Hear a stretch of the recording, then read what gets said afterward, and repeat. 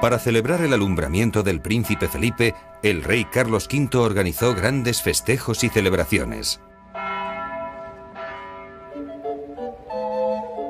Felipe II tuvo siempre un gran respeto y admiración por su padre, que se preocupó mucho de aconsejarle en el gobierno que va a recibir.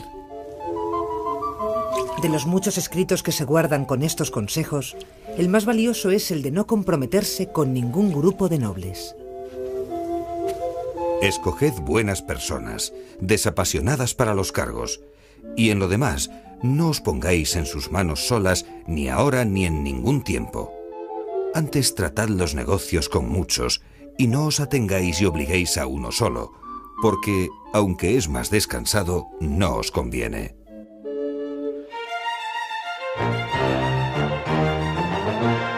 Felipe II es, por su educación humanista y cristiana, un príncipe del Renacimiento. Los idiomas son el principal defecto de su formación, ya que solo habla castellano, lo que le impide manejar el habla de muchos de los súbditos de su monarquía.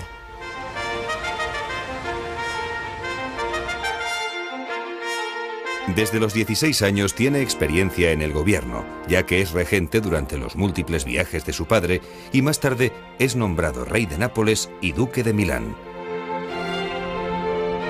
Durante su juventud realiza el llamado Felicísimo Viaje por Italia, los Países Bajos y Alemania, en el que es presentado en toda Europa.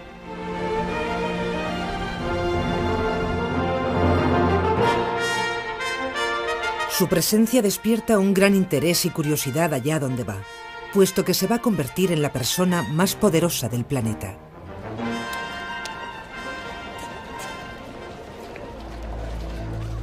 El día de la abdicación del emperador Carlos en Bruselas, Felipe lee su discurso en francés, pero titubea y no puede continuar, dejando que lo acabe un consejero. Públicamente es incapaz de hablar el idioma de sus nuevos súbditos. Felipe II, el rey prudente, hereda Castilla, Aragón, los Países Bajos, el Franco Condado, Nápoles, Sicilia, Milán, además de la mayor parte de América y Oceanía. La herencia de los Habsburgo, compuesta por el Imperio alemán y las posesiones austrohúngaras, queda en manos de su tío Fernando.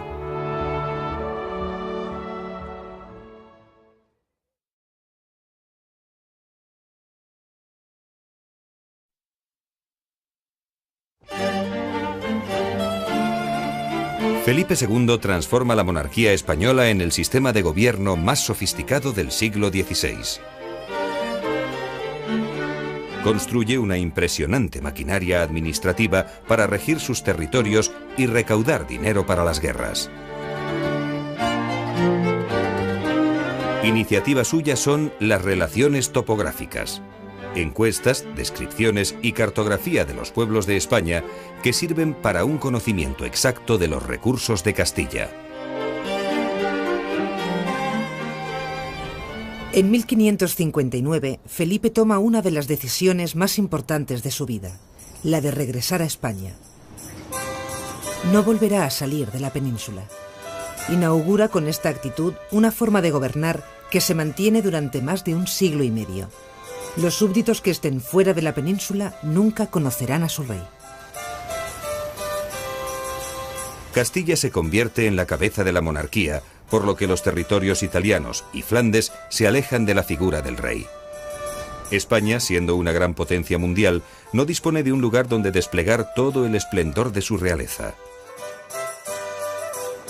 Felipe II rompe con la tradición de los reyes católicos de la corte itinerante. El rey sorprende a todos al establecer la corte en Madrid, una villa de menos de 10.000 habitantes, que 60 años después contará con casi 150.000 almas.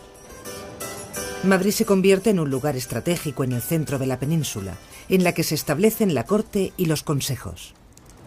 Las razones de por qué se escogió Madrid son complejas. Yo creo que ningún historiador ha llegado a encontrar el motivo exacto, el motivo preciso.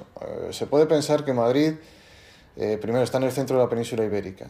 Para el pensamiento renacentista y humanista, la noción de centralidad es fundamental a la hora de articular el espacio. Otra razón es que además Madrid era una ciudad de realengo, era una zona que pertenecía al rey, por tanto no estaría sometido ni a las órdenes militares, como pasaba en la mitad sur de la península, no estaría sometido al arzobispo de Toledo, si hubiese fijado la capital en Toledo. Luego estaba la cuestión de que había cazaderos importantes en los alrededores de Madrid, porque la caza es la que mantiene el programa de la corte. Es decir, la corte está en Madrid, pero no va a estar todo el año en Madrid. La corte está itinerante alrededor de Madrid. Felipe II, sedentario y burócrata, se siente incómodo en las audiencias, en las que se muestra impasible y silencioso. Se cuenta que hombres muy valientes y probados en grandes peligros, cuando se encuentran frente al monarca en la sala de audiencias, tiemblan y mudan de color, y se sienten envueltos de arriba a abajo por su mirada inquisidora. El rey mira fijamente al que habla sin interrumpirle nunca, sin hacer ningún gesto. Y estos grandes hombres no recobran la serenidad hasta que de los regios labios sale amable y mágica la famosa palabra: sosegaos.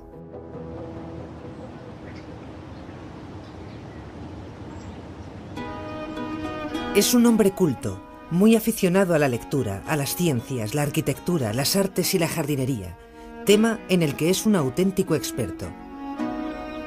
Importa semillas de todas las partes de la monarquía y contrata a los mejores jardineros flamencos.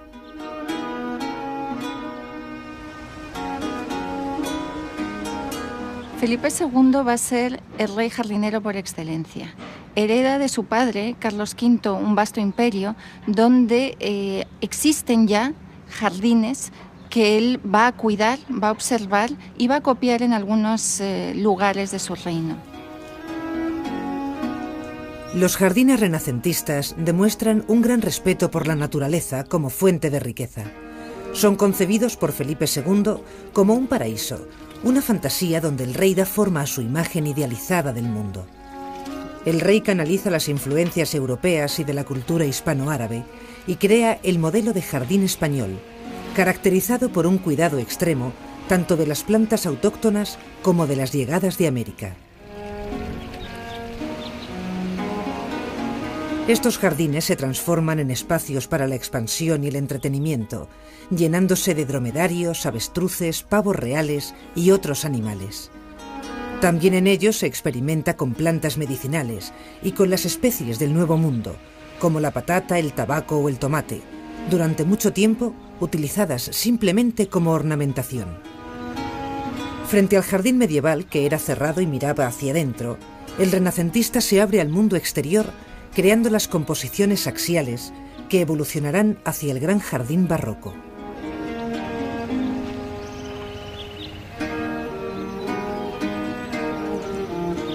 España es uno de los países europeos con mayor tradición y tipologías de jardines.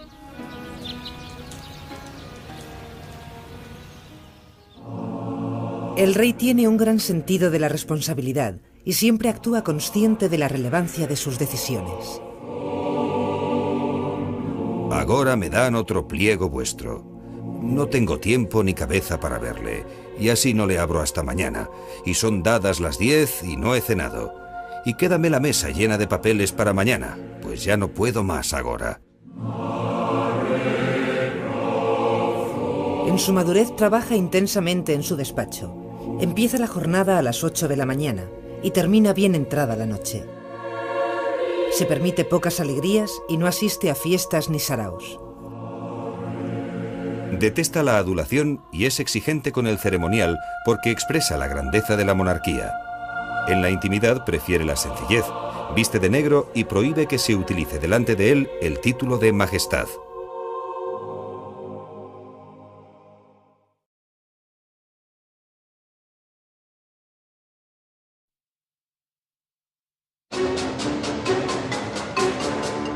La política internacional es una disposición geoestratégica triangular. La base la forman España e Italia, y el vértice superior los Países Bajos, auténtico polvorín, donde confluyen los intereses del mundo europeo occidental. La primera acción militar del nuevo monarca se dirige contra Francia desde Flandes. La victoria española supone la confirmación de la hegemonía en Italia. Es la famosa batalla de San Quintín, con la que finaliza la enemistad de los Valois con los Habsburgo de España. Felipe está presente en el campo de batalla por primera y última vez, ya que queda horrorizado del terrible espectáculo de la guerra. Para conmemorar esta victoria, el rey levanta el monasterio de El Escorial.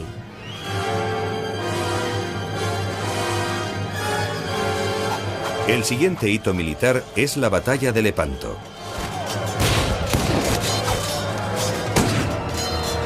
Venecia, Génova, los estados pontificios y España unen sus armadas en una liga para frenar el poder del Imperio Otomano. La Liga Católica, bajo el mando de Don Juan de Austria, vence y frena el avance de la flota musulmana. Sin embargo, la falta de unidad entre los aliados cristianos hace que muy pronto el Imperio Otomano organice una nueva armada. El centro de los enfrentamientos de la monarquía hispánica pasa del Mediterráneo al Atlántico, donde debe resolver la fuerte crisis desatada en los Países Bajos. Lo que empieza como una rebelión flamenca contra el poder central termina con una durísima represión del duque de Alba al frente de 60.000 soldados. Los tercios no consiguen frenar la expansión del protestantismo. La relativa paz y tranquilidad se rompe pronto cuando los soldados de Felipe II se amotinan porque no reciben la paga. Los tercios entran en Amberes y saquean la ciudad en un episodio conocido como la Furia Española. Una vez que el duque de Alba ha pasado a sangre y fuego a los Países Bajos, la cosa, digamos, la discusión o las diferencias toman tintes religiosos. Pero al tomar tintes religiosos y a convertirse ya en una guerra de religión, va a haber también en los propios Países Bajos una fractura interna. Va a haber una división entre el norte y el sur. Un sur católico y un norte protestante. Las revueltas de los Países Bajos fueron siempre la gran pesadilla del rey. Desde este momento, las Provincias Unidas del Norte se escapan al poder del rey, y es el estatúder Guillermo de Orange el que detenta el poder. Felipe II, tras la desaparición en África del rey de Portugal, don Sebastián, reivindica sus derechos a la corona, ya que Isabel de Portugal es su madre. Después de ganarse la voluntad de la aristocracia lusitana y de los comerciantes, Felipe entra en Lisboa y es proclamado soberano de Portugal. Todos los reinos peninsulares quedan bajo un único titular, algo que no ocurría desde la caída del reino visigodo.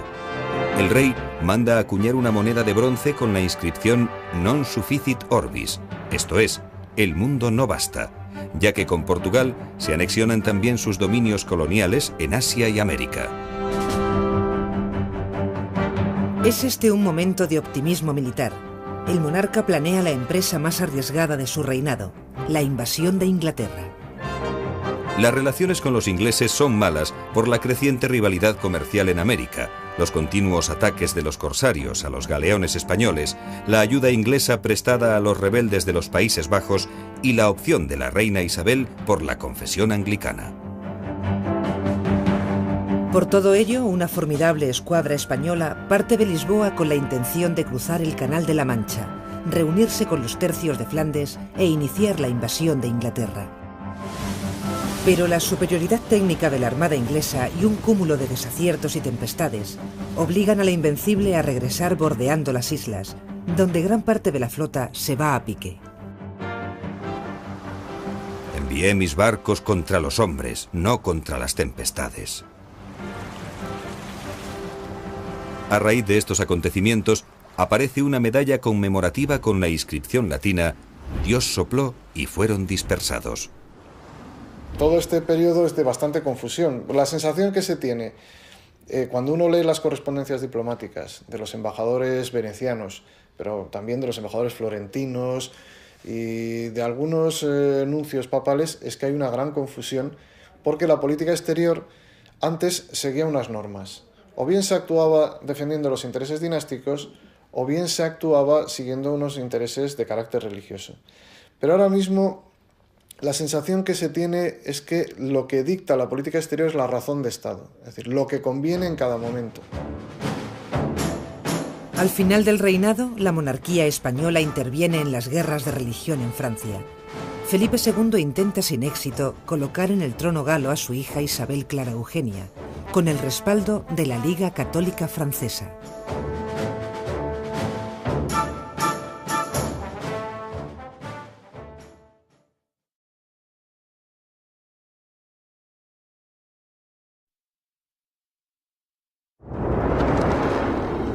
La visión de una España bárbara, intolerante y fanática se extiende en toda Europa. Es la leyenda negra en la que Felipe II aparece como un monstruo y se le conoce como el demonio del mediodía. El origen de esta leyenda está en una serie de calumnias iniciadas por el estatúder Guillermo de Orange y por Antonio Pérez, secretario y hombre de confianza del rey, hasta que le traiciona.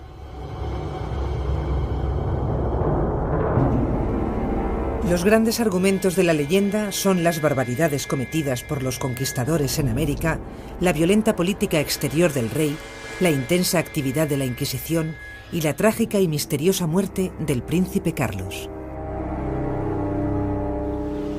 Para burlarse de los pocos viajes que hace su padre, el príncipe Carlos escribe un libro titulado Los grandes y admirables viajes del rey Felipe. En la primera página dice: de Madrid al Pardo, del Pardo al Escorial, del Escorial a Aranjuez, de Aranjuez a Segovia y de Segovia a Madrid. El resto de las páginas del libro están en blanco. Este incidente deteriora más la relación entre padre e hijo. Don Carlos era una persona que tenía desarreglos mentales muy agudos. Disfrutaba matando animales, que además no respondía al modelo de monarca ni la educación que correspondía a un monarca. Tenía accesos de ira, que casi todo su servicio se despidió porque los agredía a sus servidores, porque era despótico, pero aparte del mal carácter también tenía instintos asesinos, es decir, se decía que a veces salía por la noche a Madrid y asesinaba a algún transeúnte o vaya usted a saber qué. Era jorobado, tenía una pierna más corta que la otra, tampoco podía representar ni siquiera físicamente la majestad de la realeza. El carácter inestable y violento del príncipe Carlos induce a su arresto por parte de su propio padre. El rey reúne a los 4 miembros activos del consejo y a 4 ayudantes para apresarle. Don Carlos es encerrado en una torre del Alcázar y pocos meses después muere en extrañas circunstancias. Es la leyenda negra la encargada de convertir al rey Felipe en el asesino de su propio hijo. Hoy se cree que la leyenda no tiene una base real y que no es más que un conjunto de publicaciones utilizadas como instrumento de propaganda ideológica contra la monarquía.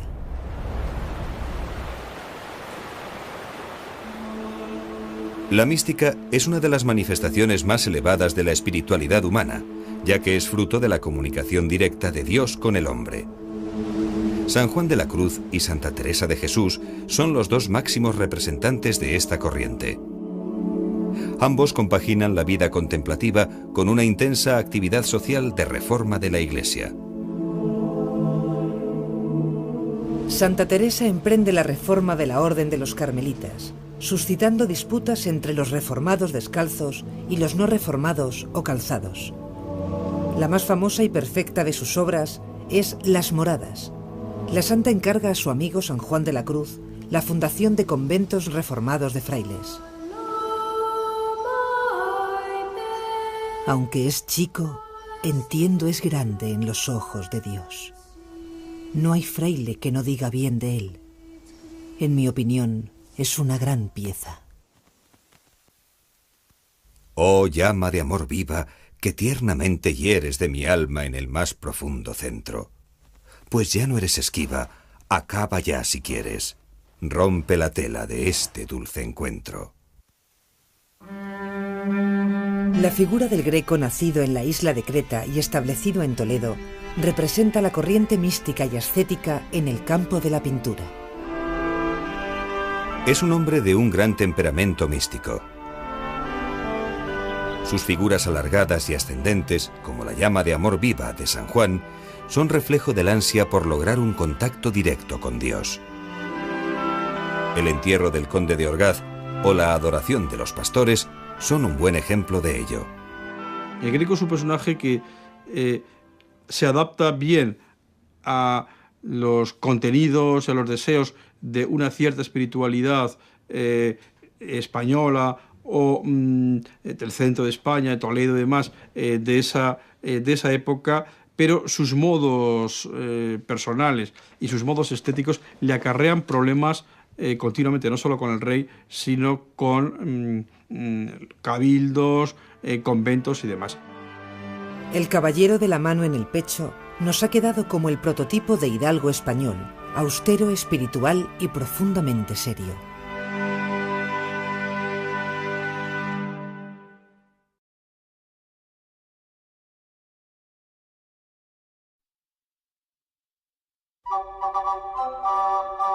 Los juegos, especialmente los de azar, son una práctica generalizada y una de las grandes diversiones. El juego de la pelota y el ajedrez los practican los cortesanos. Los naipes son el pasatiempo por excelencia de todos los grupos sociales. En Castilla es obligatorio jugar con la baraja autorizada que se vende con licencia real. Si se sorprende a alguien jugando con cartas catalanas o francesas, se le considera defraudador de la hacienda y se le puede multar.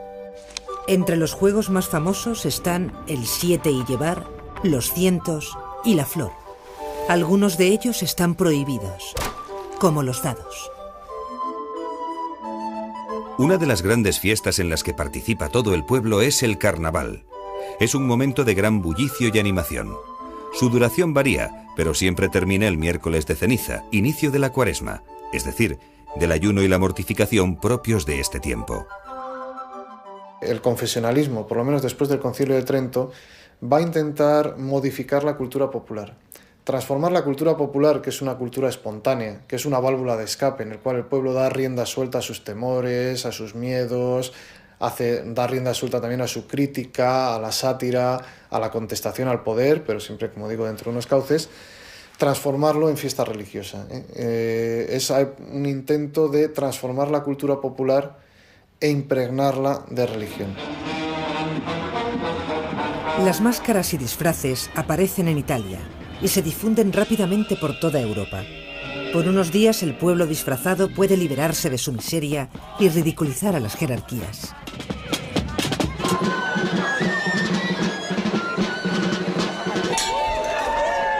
Y es en España la costumbre que van en máscaras por las calles diciendo coplas y cosas de reír, echando huevos llenos de agua de olores, donde ven doncellas en las ventanas, porque son muy deseosos de lujuria, y así, quitándose el freno, van estos días.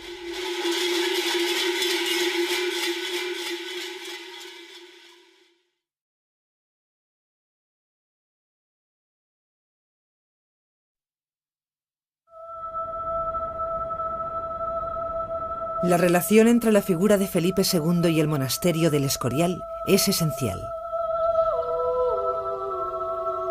Simplicidad de formas, severidad de conjunto, nobleza sin arrogancia y majestad sin ostentación.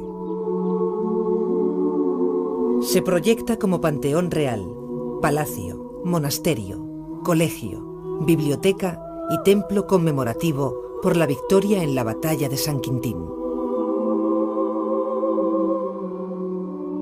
El Escorial se convierte en un gran foco de cultura, con un fondo de miles de libros científicos y literarios en diversas lenguas, como árabe y hebreo. Felipe II es uno de los mayores coleccionistas de arte de estos años.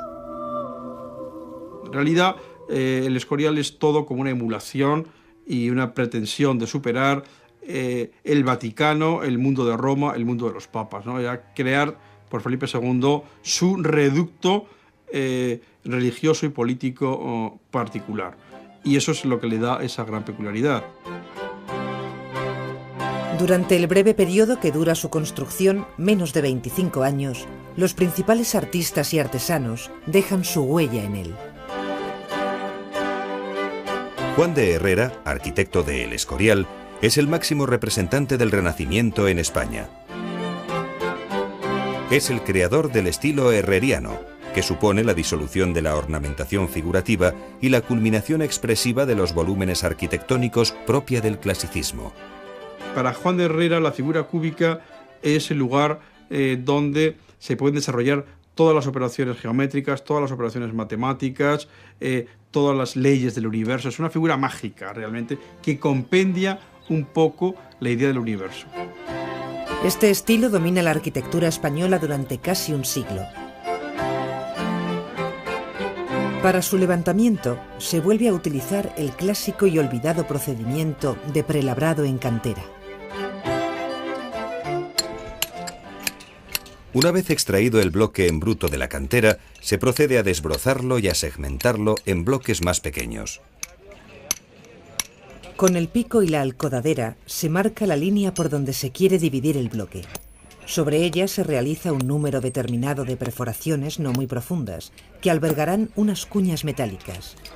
Estas, al ser fuertemente golpeadas, fracturarán la piedra por dicha línea.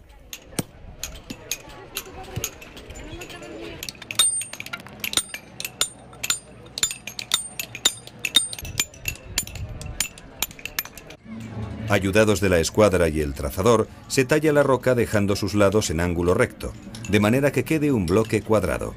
Este proceso recibe el nombre de escuadrar.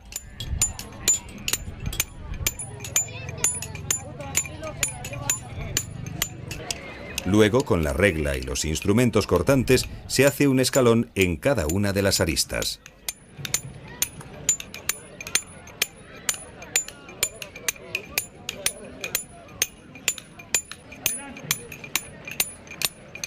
En cantería, el destajo es el sistema de trabajo por el que se ajusta el salario del trabajador al número de bloques realizados.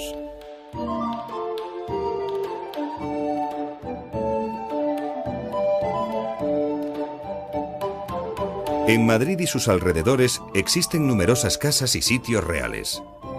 El Alcázar, derrumbado tras un incendio y sobre el que hoy se levanta el Palacio Real. La Casa de Campo, y un extraordinario conjunto de palacios como el Pardo, Balsaín y Aranjuez, donde el rey quiso construir su paraíso en la tierra.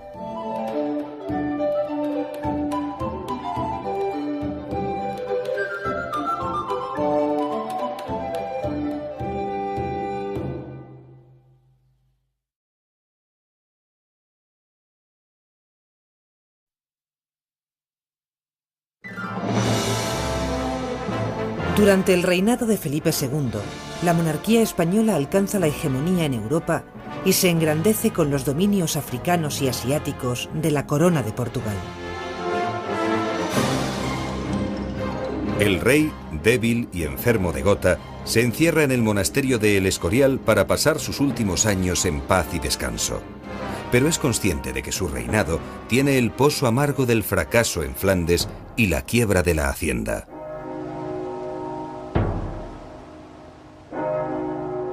La última etapa de su reinado es el inicio de un largo periodo de decadencia, cuyas principales razones son la fiscalidad deficitaria y la progresiva despoblación, que provocan sucesivas bancarrotas y malestar social. Con la muerte de Felipe II se abre un nuevo periodo. Sus sucesores, Felipe III, Felipe IV y Carlos II, dejarán el control del poder real en los válidos y en la aristocracia. La monarquía española es un gigante con pies de barro que mantendrá su grandeza durante las siguientes décadas, pero sus bases son frágiles. El declive económico y la lejanía entre los dominios contribuirán a la quiebra del poder español.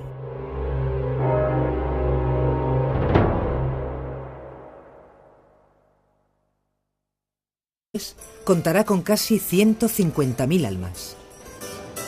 Madrid se convierte en un lugar estratégico en el centro de la península, en la que se establecen la corte y los consejos.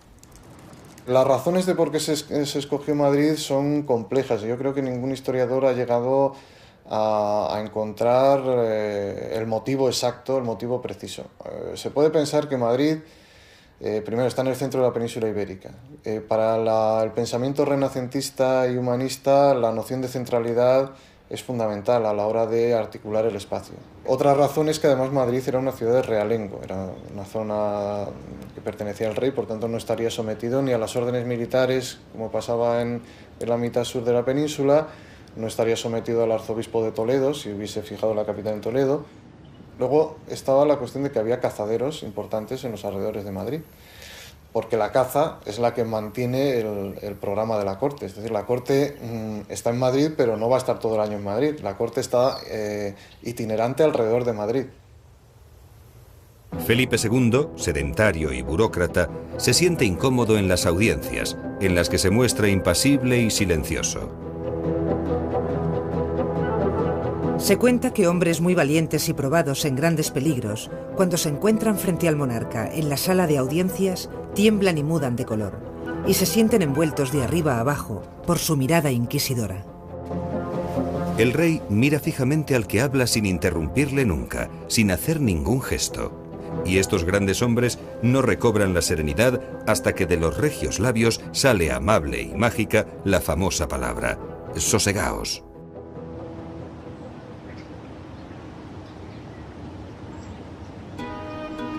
Es un hombre culto, muy aficionado a la lectura, a las ciencias, la arquitectura, las artes y la jardinería, tema en el que es un auténtico experto.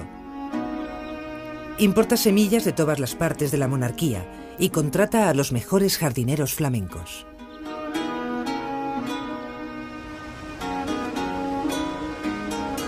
Felipe II va a ser el rey jardinero por excelencia. Hereda de su padre, Carlos V, un vasto imperio donde existen ya jardines que él va a cuidar, va a observar y va a copiar en algunos lugares de su reino. Los jardines renacentistas demuestran un gran respeto por la naturaleza como fuente de riqueza.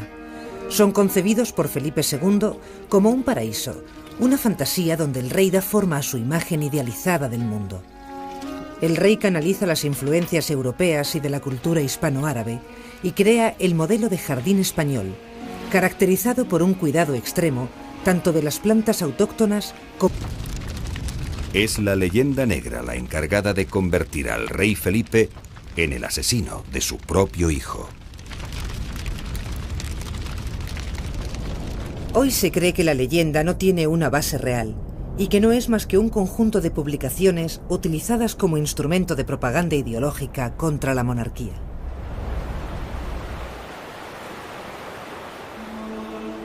La mística es una de las manifestaciones más elevadas de la espiritualidad humana, ya que es fruto de la comunicación directa de Dios con el hombre.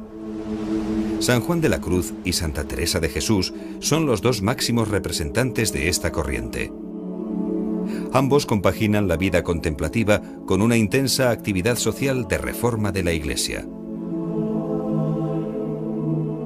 Santa Teresa emprende la reforma de la Orden de los Carmelitas, suscitando disputas entre los reformados descalzos y los no reformados o calzados. La más famosa y perfecta de sus obras es Las Moradas. La santa encarga a su amigo San Juan de la Cruz la fundación de conventos reformados de frailes. Aunque es chico, entiendo es grande en los ojos de Dios. No hay fraile que no diga bien de él. En mi opinión, es una gran pieza. Oh llama de amor viva, que tiernamente hieres de mi alma en el más profundo centro. Pues ya no eres esquiva, acaba ya si quieres. Rompe la tela de este dulce encuentro. La figura del Greco nacido en la isla de Creta y establecido en Toledo representa la corriente mística y ascética en el campo de la pintura. Es un hombre de un gran temperamento místico.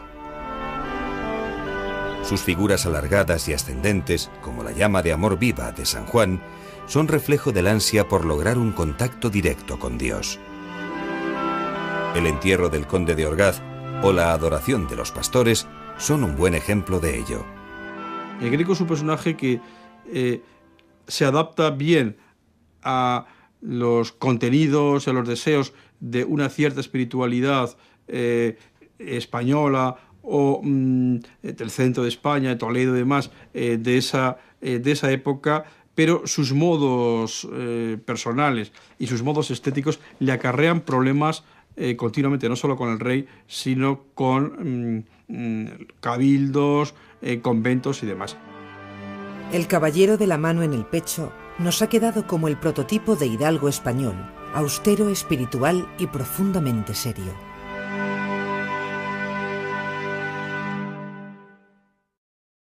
Que es una cultura espontánea, que es una válvula de escape en el cual el pueblo da rienda suelta a sus temores, a sus miedos, da rienda suelta también a su crítica, a la sátira, a la contestación al poder, pero siempre, como digo, dentro de unos cauces, transformarlo en fiesta religiosa. Es un intento de transformar la cultura popular e impregnarla de religión. Las máscaras y disfraces aparecen en Italia y se difunden rápidamente por toda Europa. Por unos días el pueblo disfrazado puede liberarse de su miseria y ridiculizar a las jerarquías.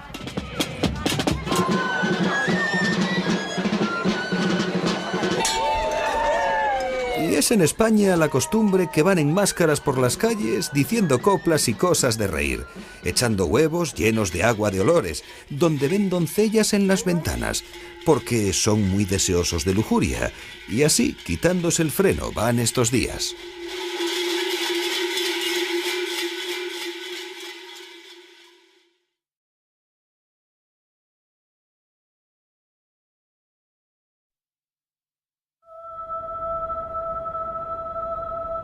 La relación entre la figura de Felipe II y el monasterio del Escorial es esencial. Simplicidad de formas, severidad de conjunto, nobleza sin arrogancia y majestad sin ostentación. Se proyecta como panteón real, palacio, monasterio, colegio, biblioteca y templo conmemorativo por la victoria en la batalla de San Quintín. El Escorial se convierte en un gran foco de cultura, con un fondo de miles de libros científicos y literarios en diversas lenguas, como árabe y hebreo. Felipe II es uno de los mayores coleccionistas de arte de estos años. En realidad, el Escorial es todo como una emulación y una pretensión de superar el Vaticano, el mundo de Roma, el mundo de los papas, ¿no? Ya crear por Felipe II su reducto religioso y político particular. Y eso es lo que le da esa gran peculiaridad.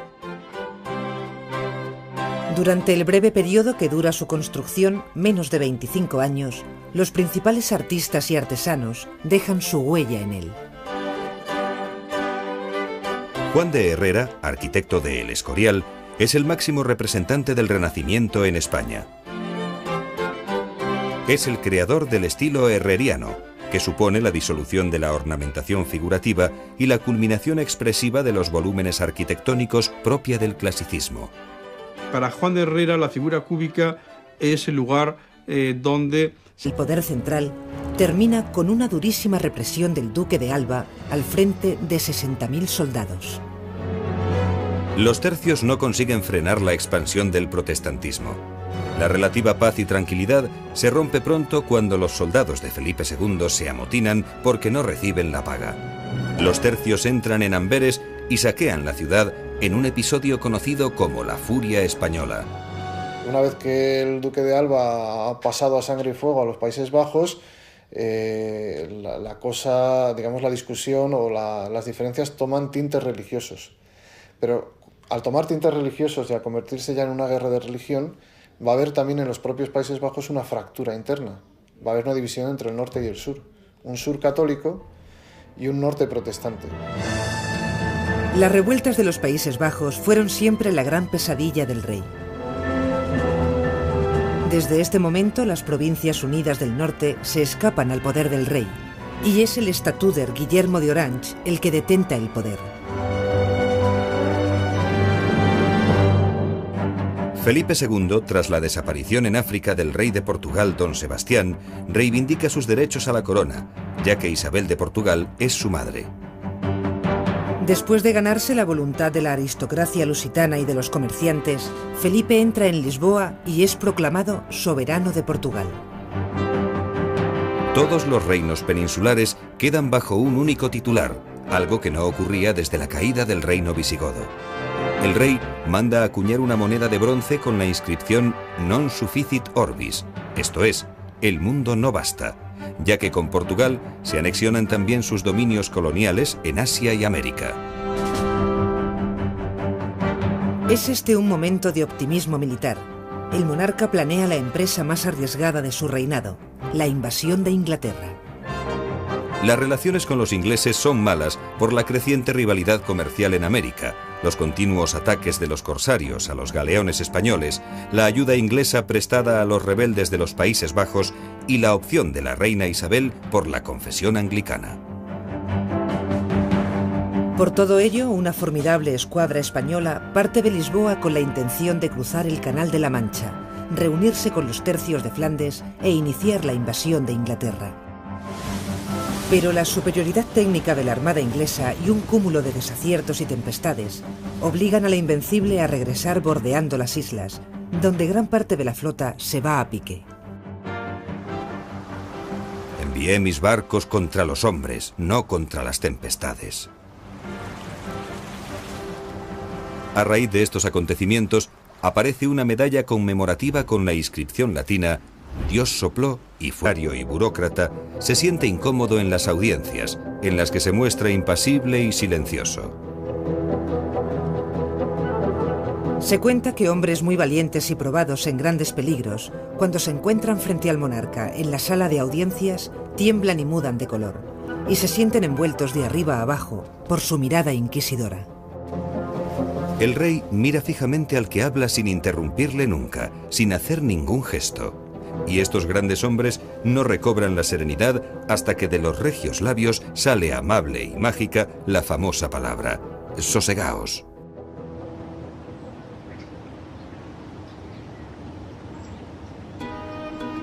Es un hombre culto, muy aficionado a la lectura, a las ciencias, la arquitectura, las artes y la jardinería, tema en el que es un auténtico experto. Importa semillas de todas las partes de la monarquía y contrata a los mejores jardineros flamencos.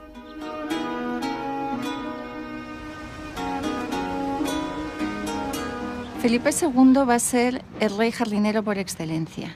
Hereda de su padre, Carlos V, un vasto imperio donde existen ya jardines que él va a cuidar, va a observar y va a copiar en algunos lugares de su reino. Los jardines renacentistas demuestran un gran respeto por la naturaleza como fuente de riqueza. Son concebidos por Felipe II como un paraíso, una fantasía donde el rey da forma a su imagen idealizada del mundo.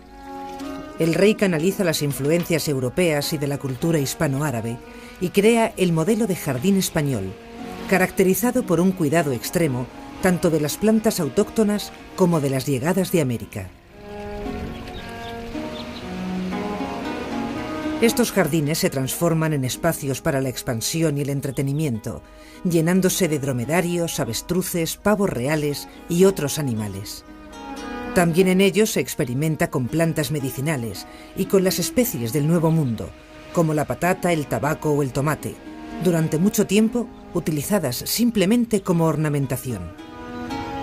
Frente al jardín medieval, que era cerrado y miraba hacia adentro, el renacentista se abre al mundo exterior creando las composiciones axiales que evolucionarán hacia el gran jardín barroco.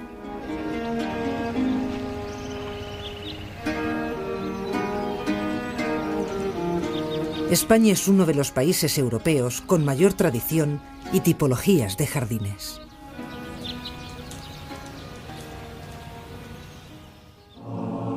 El rey tiene un gran sentido de la responsabilidad y siempre actúa consciente de la relevancia de sus decisiones.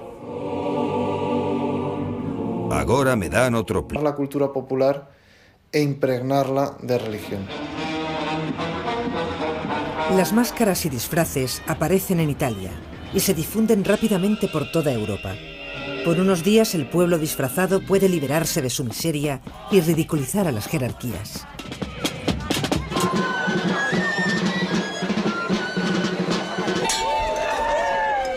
Es en España la costumbre que van en máscaras por las calles diciendo coplas y cosas de reír, echando huevos llenos de agua de olores, donde ven doncellas en las ventanas, porque son muy deseosos de lujuria, y así, quitándose el freno, van estos días.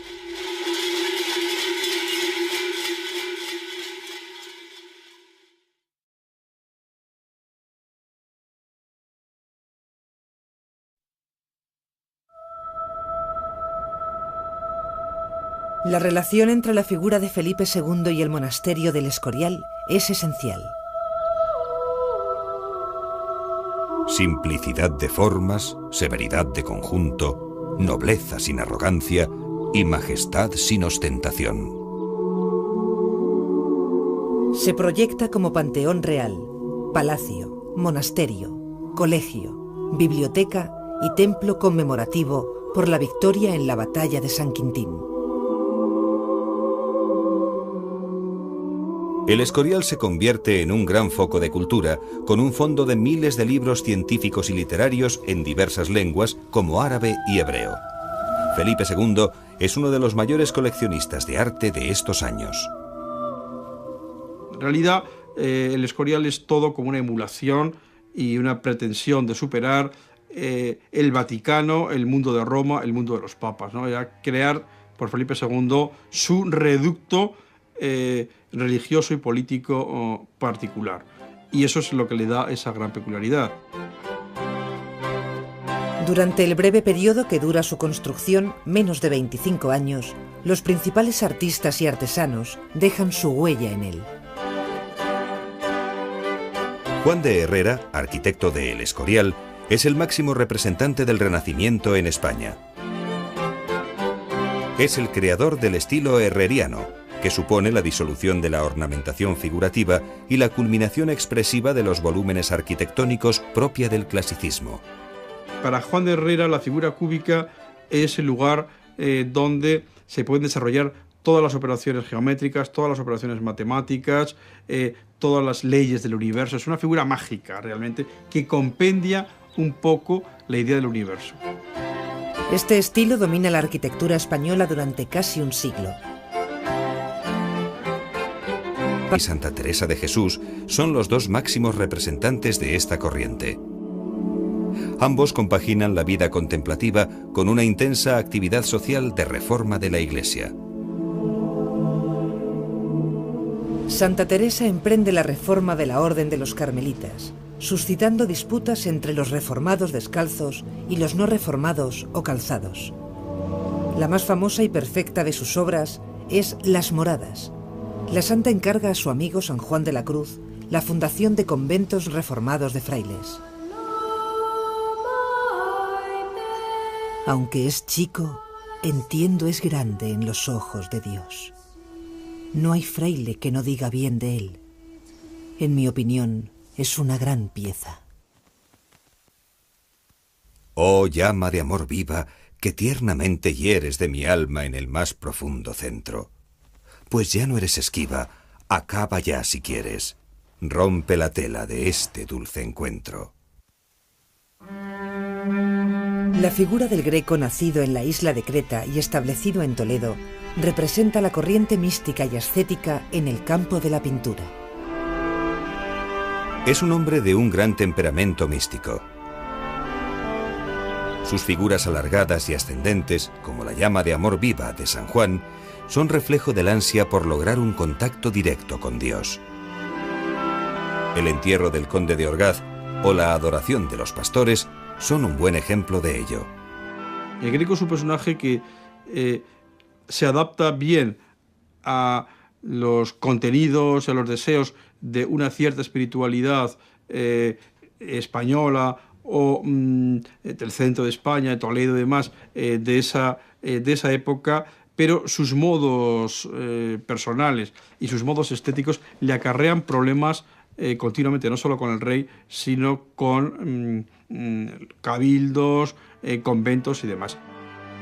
El caballero de la mano en el pecho nos ha quedado como el prototipo de hidalgo español, austero, espiritual y profundamente serio.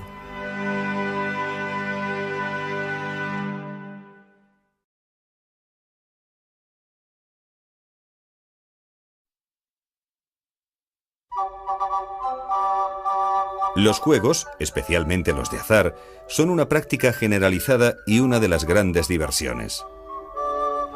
El juego de la pelota y el ajedrez los practican los cortesanos. Los naipes son el pasatiempo por excelencia de todos los grupos sociales. En Castilla es obligatorio jugar con la baraja autorizada que se vende con licencia real. Si se sorprende a alguien jugando con cartas catalanas o francesas, se le